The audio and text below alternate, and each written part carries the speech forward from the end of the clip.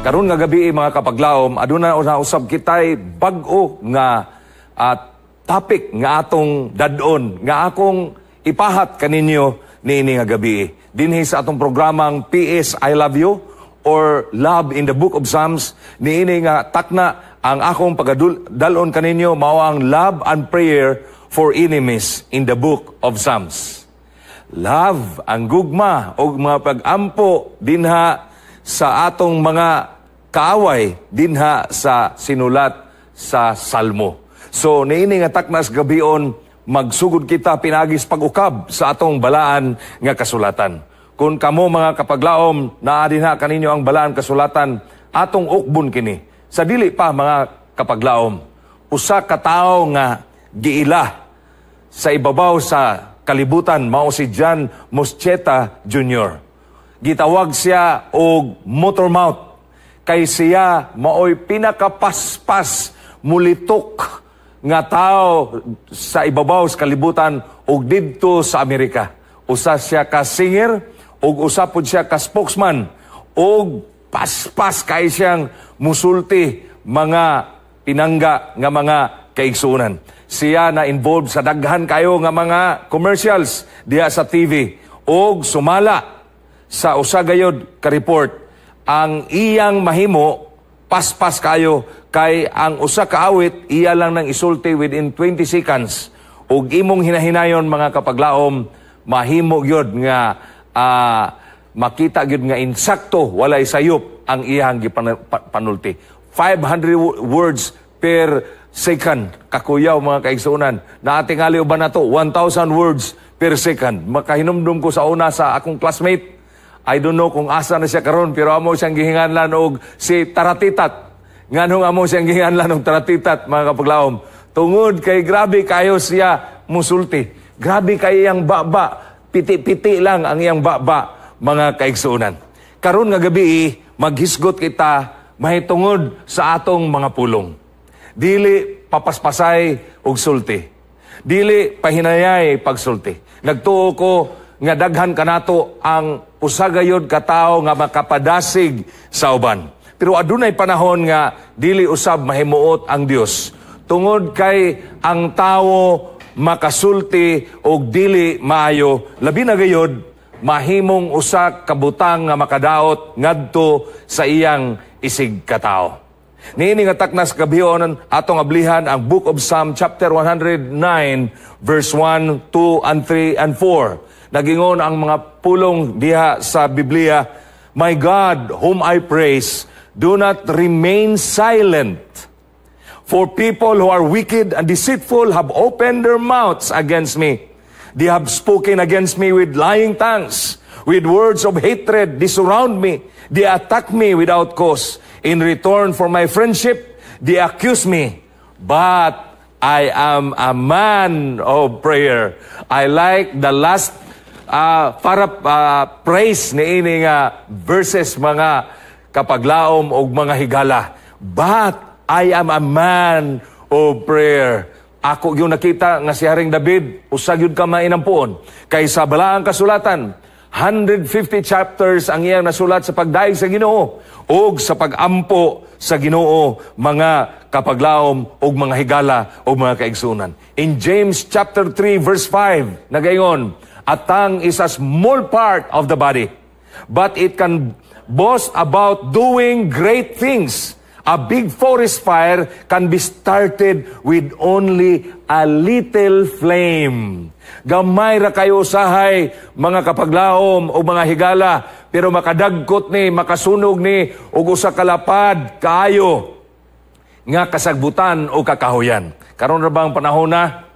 Grabe ang init, og daghan kayong sunog nahitabo, bisan asang dapita. Naay dapit sa amo nga bisag way mo dagkot, masunog yun ang mga kakugunan.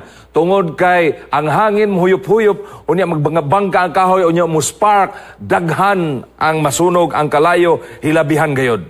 Sama sa usa ka pulong nga kini kung dili nato maayo sa paggamit mga kapaglaom o mga higala, makadaot kini kanimo, makadaot kini sa uban, makadaot kini sa buhat sa atong Ginoo. Busa nini nga gabi, out of this text, adunay mga principle nga atong tanawon, mga kapaglaom. Aron kita maggiyahan sa pagkinabuhi nga maayo. Number 1, narrow thinking and negative thoughts of people. Kanang kitid nga mga paglantaw sa ubang tao ngadto sa iyang isig katao. Mga negatibo nga mga panlantaw ngadto sa uban. In Psalm 109 verse 3, "They beset me with words of hate and attack me without cause." Kini nga mga bersikulo, si Haring David nagasulti sa Dios, nagtug-an siya nga siya gayud gisultihan sa dili maayo. Kinsa man kining mga tawhana nga nagasulti diha sa atong luyo. Nag-ingon ang usa ka dictionary ug usa ka manunulat, people who often backbite are mostly the ones with low self-esteem since childhood. Aduna day sila mga problema sa dinha sila gagmay pa. Such people often are struggling with insecurities about their life and achievements. So in order to deal with these feelings, they try to shift this thought to somewhere else. Naadi ay problema, mga kapaglaom. Sakit dahil po ning usahay ning we will talk negative to others, mga kapaglaom.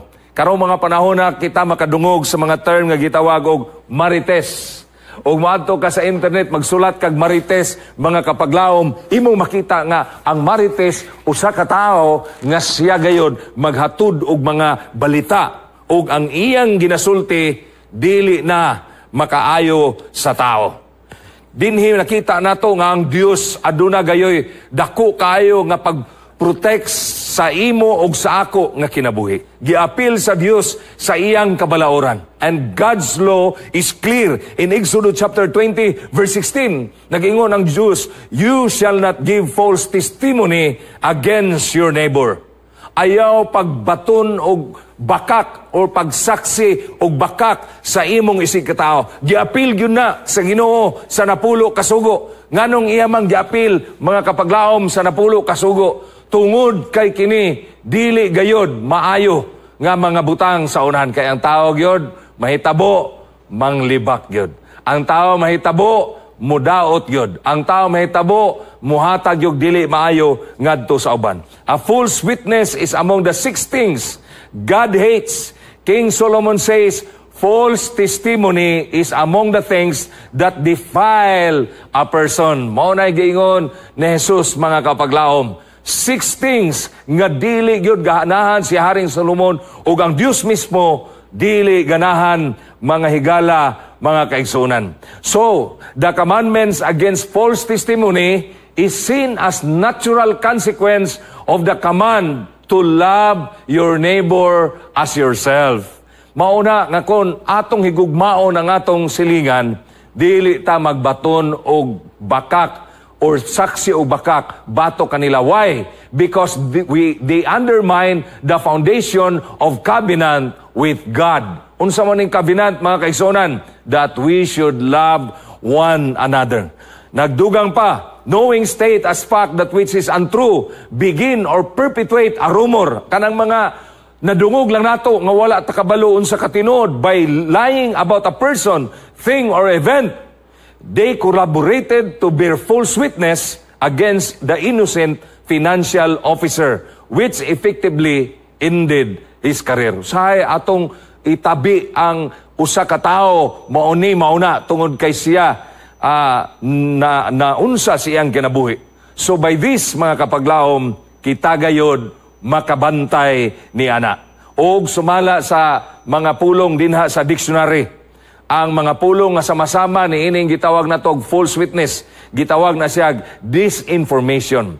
Strongest matches atong makita: deceit, deception, dishonesty, distortion, evasion, fabrication, falsehood, fiction, forgery, inaccuracy, misrepresentation, myth, perjury, slander, until sa Binisaya, gama-gama nga mga sugilanon. Gama-gama nga mga istorya. So unsa may mas labing maayo, alang kanato sa atong pagpuyo niining kalibutana. Ang tao aduna gyoy kapakyasan. Ang tao kanunay gyud aduna siya'y gitawag og kasina ngadto sa uban. Ang word nga insecurities mao ni ang atong makita kanunay nga gamot or punuan ni anang gitawag nato og pagsulti og dili maayo ngadto sa uban. Sa internet naadihay usa ka quotation nga giingon, never post your achievements. Post stupid stuff and jokes so they will think you have no future because people hate progress seriously. Ambot ning kalibutan nga atong gipuy-an nganong ingon ana gyud usahay ang pagbati sa tao. And tonight we are reminded that this is very ugly nga atong nakita mga kapaglaom. Ikaduha nga principle out of the text nga atong gibasa karong gabi nagingon, do good and love your enemies, pray for them. In Psalm 109 verse 5, so they reward me evil for good and hatred for my love. In spite of that, David still loves them. David pray for blessings for them. Love those who persecute you and love your enemies is the motto of good Christian. Maunay nindot, maunay ato ang motibo sa atong pagkinabuhi ini nga kalibutan bisag unsaon ta sa pagdaot sa uban. Ang atong buhaton maura gyud ang pagpailob o pagpaubos o pagampo diha sa Dios, pagampo diha kanila. How to love our enemies. In Matthew chapter 5 verse 44 it says, but I say love your enemies. Pray for those who persecute you. Atong higugmaon ang atong kaway. Atong higugmaon o iampo ang nagdumot kanato, ang nagdaot kanato mga kapaglaom. Kung naay sugilanon nga di nako malimtan mga higala, mao nga usa ka panahon niana kini bitaw magampo ta sa ato ang kanang daw wa ta ganahi o atong iampo sila pagkanindot paminawon kon mahimo nato na. Kay kung mahimo nato na mga kapaglaom, murag mabati nato ang reward sa Ginoo nga murag malipay ta. Nga bisag usahay dili ta tagdon, bisag usahay dauton ta, pero as long as we humble ourselves before God and as we pray for them, the Lord will always intervene. Sa diha nga college ko, nag-eskwela ko sa Mountain View College, naay usa ka tactical inspection mga kaigsuonan. Og ang panahon kanang mag-tactical inspection alutan ta mga kapaglaom kay kun ang atong buhok taas kanang naanay minus. So ang nahitabo, magpaalot yung mugbo kay sa nga tanan. Unya kay naamay usa ka officer sa mao nga ROTC nga urag wa ganahin ako. Unya under man ko niya. Iyang gipahakan ang akong ulo before sa tactical aron nga magpaalot ko ug mubo kayo, pero ang iyang pagpahak wala diri skilid. Mura bitaw mga kaigsunan og naagyo kasuko kay ang pagpahak niya mga igsoon dinhi gyud sa kong agtang, dinhi gibutang. Pirti gyud akong laguta, pero tungod lagi kay mahinadlokon ta sa Ginoo, tungod lagi kay sige tang walihan nga di gyud maayo nga maghimo ta o musukol ta mga kapaglaom. So ang nahitabo, nagpailob lang gyud ko mga igsoon. Sa dihang ni sulod mis cafeteria, nagkalo ko si Mami Ibanez pa man kaniadto diha sa cafeteria. So ko kay mami siya pamuna ganong gakalo-kalo man ka. O pagkuha niya sa kalo, isya kinsamay nagpahak ani. Kinsay nagpahak ani. Nganong binuangan man ka nga dapat diri ra man skilid, nganong dinhiman. Giingnan ako siya, sige lang mami, unsaon man nga urag naating ay say kalagot nako. So ang nahitabo mga kapaglaom wala nako, siya panumbalinga. Nagpaalot ko nga naay pahak diri. Pero daghan ang akong mga amigo ningon nga dili maayo ang iyahang gibuhat. But you know, God is good. We should pray for these people because they don't know what they have done. So unsaon man nato kining mga tawhana pagdil sa atong kinabuhi. Ingon nga ikaw ako minadlokon sa Dios. Ingon nga ikaw ako nagapangalagad sa Dios. Si David usahay niabot sa iyang panghunahuna sa Salmo 109 bersikulo 17. Niingon siya, Ginoo, he loved to curse. Let curses come on him. Ginoo, ganahan man siya. Naalay, hatag na niya, Ginoo. He did not like blessing, may it be far from him. Di siya ganahag panalangin Ginoo. Kaya ang tao nga magbuhat niya na ngadto sa uban, wala siya'y panalangin. Usahay na aming mga joke-joke, ug na ako'y joke-joke nga personal nga mayon ko nga galisod na mga tagatiman sa atong kaugalingon. Nganong magsigi pa man tag panghilabot sa uban. Galisod naman gani tagbuhat sa atong trabaho. Nganong apil-apilon pa nato ang pagtrabaho sa dili maayo ngadto sa uban. Buhaton lang nato ang maayo. Buhaton lang nato si Haring David, niabot na siya mga panghunahuna. Pero si Haring David ningon siya, but I am a man of prayer. Sa iyang leadership, sa iyang pagkinabuhi, ingon nga usa ka anak sa Ginoo, he always put in his mind that he is a man of prayer. That will be your action. That will be my action. Nga ang atong kinabuhi dili mapiktuhan niining kalibutan sa pagkadautan. We should always pray and we should always ask God, mga kapaglaom, for His humility nga mabatna nato sa atong kinabuhi. In Galatians chapter 6 verse 7, that reads, be not deceived, God is not mocked, for whatsoever a man soweth, that shall he also reap. Sa uban pa nga mga religion, labi na gyud sa Buddhist, nag-ingon yun ang mga Buddhist nga naay karma. Pasagdi lang na kay naay karma. Pasagdi lang na kay kung unsay ang giistorya, mubalos ra niya. Usahay makaingon po ta sa Bible nga mura pog naay karma kay nag-ingon madre, God is not mocked, for whatsoever a man soweth, that shall he also reap. Naapoy karma kuno. Pero actually mga kapaglaom, God is good. The only thing is that dili ta maghimo og kadaot sa atong kaugalingon. Kung busy ta sa buhat sa Ginoo, we have no time to talk about the weaknesses of other people. Tinuod? Amen. Tinuod mga kaigsunan. But if we don't have work, kung wa tay trabaho, wa ta nagtrabaho sa Ginoo, wa ta nag-apil sa buhat, wa ta nag-apil sa wali, daghan tag panahon makakita og sayop sa uban. Daghan tag panahon magahimo og mga pagbiyaybiyay sa uban. Ngano man, wala ta mabisi sa trabaho sa Ginoo. But as for David, siya mga igsoon, busy siya sa iyahang pagdumala sa gingharian o sa mga katawhan sa Ginoo.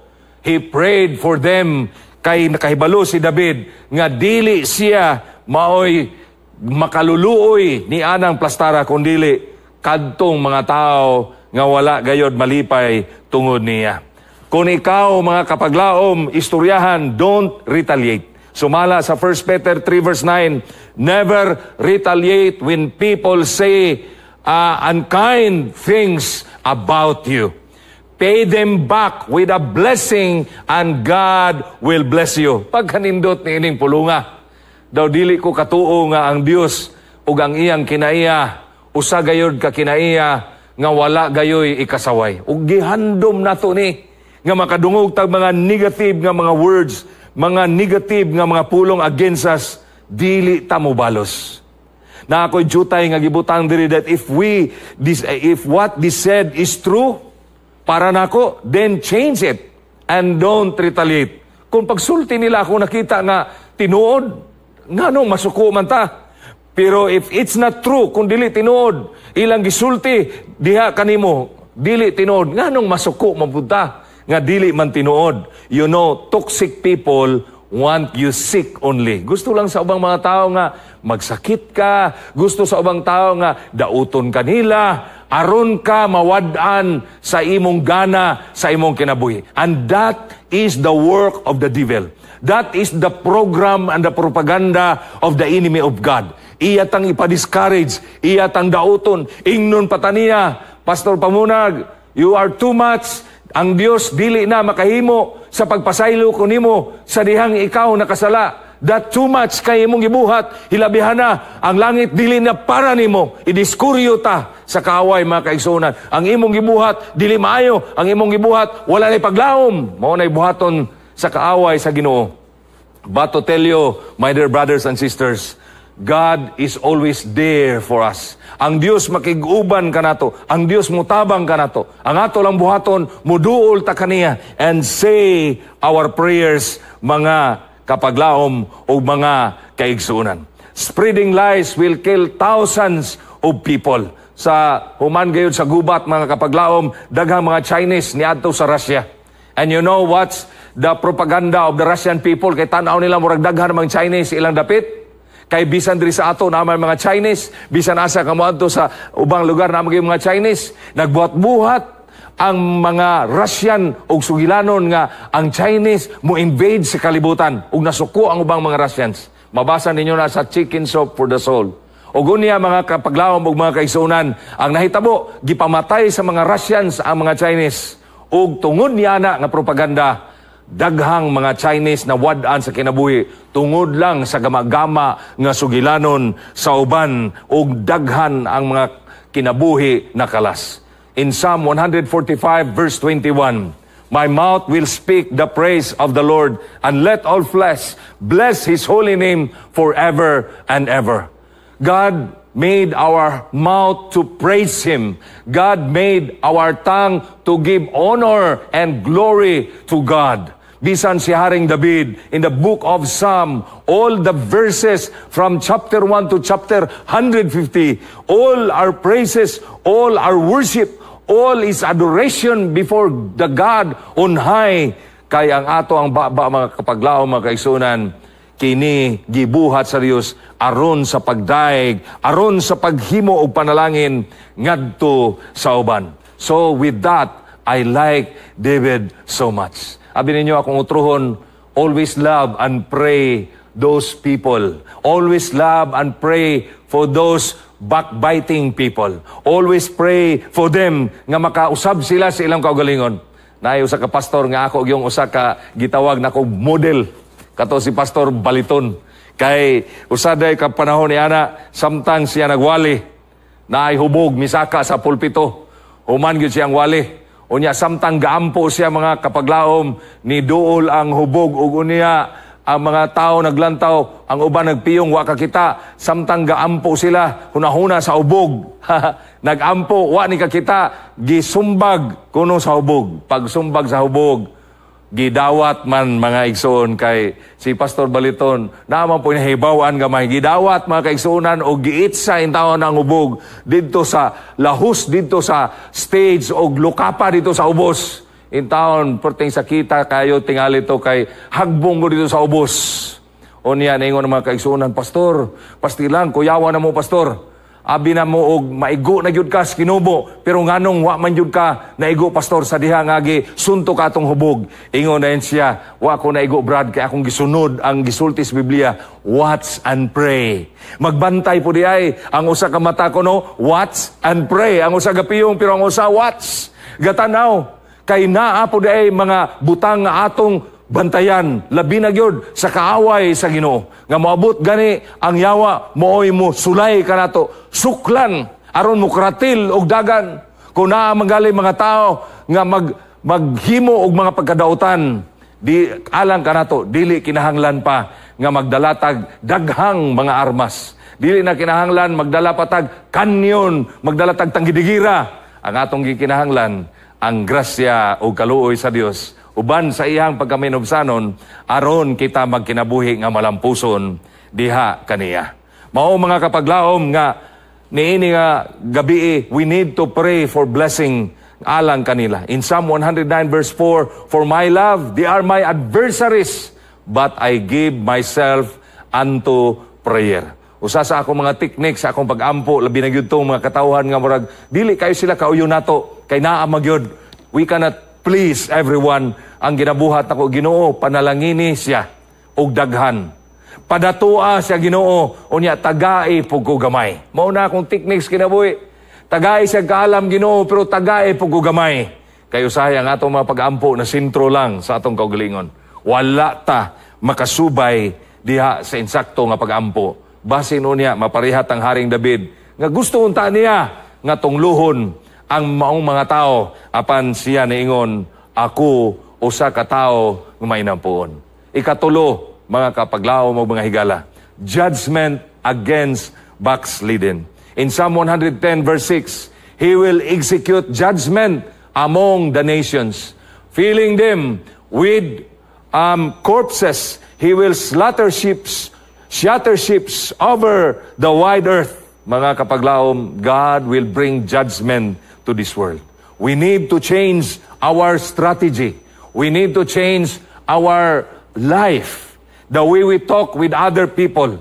Instead of giving them negative thoughts, negative words, negative things for them, we need to change that into blessings. In Psalm 110 verse 1, a Psalm of David, the Lord says to me, my Lord, sit at my right hand till I make your enemies your footstool. Bisag unsaon ang kaaway sa Dios himuon og tumbanan sa mga katawhan sa Ginoo. And verse 2, the Lord sends forth from Zion your mighty scepter, roll in the midst of your foes. Mga kapaglaom, dili gyud mahitabo nga kon maningkamot tas tong kinabuhi, buhat lang tagmayo, ato lang dayigon ang Dios, apil ta sa mga wali, apil ta sa iyahang mga buhat, mga proyekto guban pa, dili ta mahadlok og way sapayan kung unsa gayod ang ginahimo o ginasulti sa uban. Nganuman,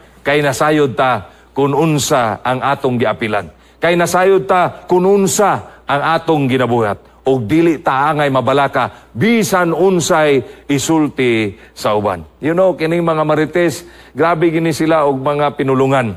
Kaya bininyo, kining mga marites, kung ugmaadto bitaw ka sa Facebook, diya sa Facebook, kining mga tao naagyoy comments, kung niwang gani na ako no yung mga tato, ingnon dayon nga adik. No, naagyoy ka comments. O dato gani na tato, moingon dayon nga, nindot kayo nga art. Kagwapo kay nga art. Pero ang mga marites, kato mga tao nga wa nahimot, moingon sila, kung nagsakit gani ang ilang kontra, moingon sila nagabaan. Mo ginay may tabo. Pero gani og nagsakit ilang higala, suon nila, moingon dayon sila nga hasti lang luuya. Luuya pod in tao niya, nganong siya pamangyod. Ang tao adunay lain-lain nga mga komento. But let us tame our tongue. Let us tame this tongue to bless others. And above all, let us use this tongue to preach the good news of salvation. Amen.